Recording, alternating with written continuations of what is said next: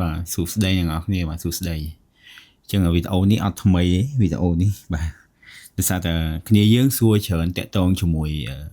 ការលេងហ្គេម PSP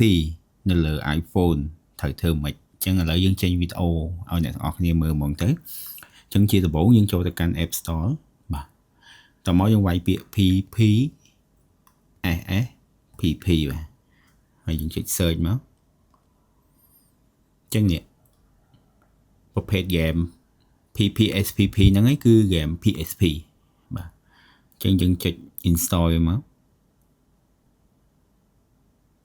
បាទរងចាំវា complete បាទបន្ទាប់ពី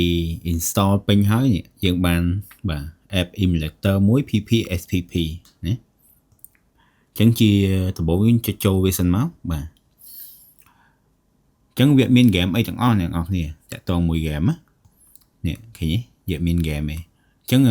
ពីខាងហាងរបស់យើងឲ្យតែអ្នកនរគ្នាទិញ controller ពីហាងយើង support តាក់ទងមួយ file game ឲ្យតាម Telegram តាក់ទងជាមួយនឹង game PSP វាអត់ធំហ្មងទេធម្មតាជាងទេបាទអ្នកនរគ្នាអាច down តាម Telegram បានអញ្ចឹងវាអត់មាន game ទេអញ្ចឹងខ្ញុំឧទាហរណ៍មួយនេះខ្ញុំបាញ់ file តាម Telegram ជូនអ្នកនរគ្នាគ្រាន់អ្នកនរគ្នាចុច download ទៅ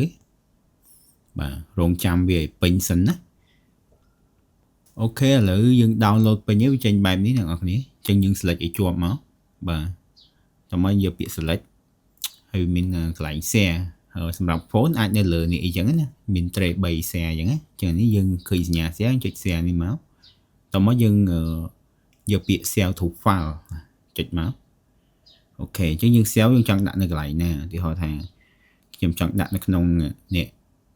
PSP នេះហ៎ខ្ញុំចូលទៅon my iPad តោះមកដាក់នៅក្នុង folder PSP បាទហើយចូល PSP ទៀតបាទចូល game ខ្ញុំចង់ដាក់នៅក្នុងហ្នឹងបាទតោះមកខ្ញុំយកពាក្យ save មកចឹងវានឹងរត់ឯង file download Telegram រត់ចូលហ្នឹងឯងតោះមកយើង back វិញមកអ្នកនរគ្នា back មកយើងចូល PPSPP យើងចាំតិចបាទនេះឃើញ game រត់ចូលមកមួយឯងនេះបាទចឹងរបៀបលេងងាយស្រួលទេយើងគ្រាន់ចុចចូលមកបាទនេះចឹងអានេះបើសិនជាយើងអត់មានដៃទេវាលេងលើ touch screen អញ្ចឹងណាខ້ອຍលេងតិចសិនបាទនេះវាមាន touch screen យើងលេងលើហ្នឹងអញ្ចឹងណាតែបើយើងមានជាមួយដៃយើងភ្ជាប់ដៃអ្នកនរគ្នាចឹងវីដេអូទៀតខ្ញុំបង្ហាញពីរបៀបភ្ជាប់ដៃនៅក្នុងហ្នឹងណាបាទអញ្ចឹងយើងមាន BSP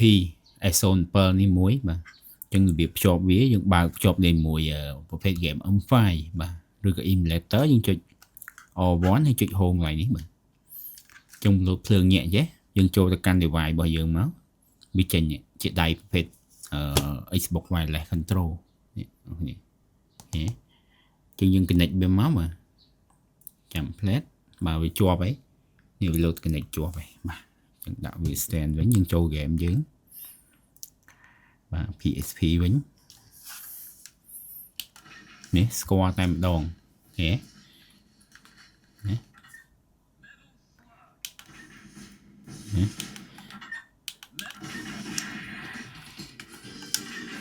អត់ពិបាកទេរបៀប set up វាស្រួលៗអ្នកនរគ្នាវីដេអូនេះដែរបើសិនជាអ្នកគាត់ធ្លាប់បាទគាត់ធ្លាប់ install ហើយគាត់អាចមើលរៀងស្មុគស្មាញវែងឆ្ងាយបន្តិចព្រោះខ្ញុំធ្វើលក្ខណៈទៅលើមនុស្សដែលគាត់ basic និយាយថាដំបូងអញ្ចឹងណាបើអ្នកគាត់ advance ថាគាត់ដឹងពី software អីច្រើនតាក់ទង install អីច្រើននេះអាហ្នឹងអត់ត្រូវមើលវីដេអូហ្នឹងដោយសារតែវាអស់កន្លវែងឆ្ងាយតិចហ្នឹងឯងណាស្គាល់តែម្ដងណាចឹងឧទាហរណ៍ថាករណីយើងអត់ស្គាល់ដៃណាអ្នកនរគ្នាវាមានកន្លែង option វាកន្លែងនេះមកហើយយើងចូលទៅ setting ហ្នឹងឯង setting តើមកយើងយកពាក្យថា control នេះបាទ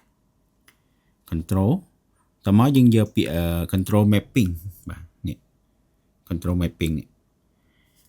ហើយគេឲ្យយើងធ្វើតាមនេះឧទាហរណ៍ថា D-pad up យើងចុចលើ D-pad up ហើយ control របស់យើងនេះអានេះគេហៅ D-pad ណាអ្នកនរ up ឡើងលើយើងចុចទៅចឹងហ្នឹងយើងសេរីតាមវារហូតគេឲ្យ D-pad down បាទយើងចុចលើ D-pad down មួយមកហ ហើយតមកអានេះយើងចុច down ដែរនេះចុះឧទាហរណ៍ថាប៊ូតុង O ចឹងដែរតែយើងចុច X វាចេញ O ចឹងទៅវាត្រូវយើងចង់ដាក់ឲ្យត្រូវវិញបាទឬយើងចុចនេះមក O បាទស្រេហើយអ្នកនរគ្នាគាត់ទៅចុច back ទៅបាទចុច back ទៅបាទ back ទៀតមកហើយ continue ចូល game ទៅលេងបានធម្មតាអ្នកនរគ្នាសួរ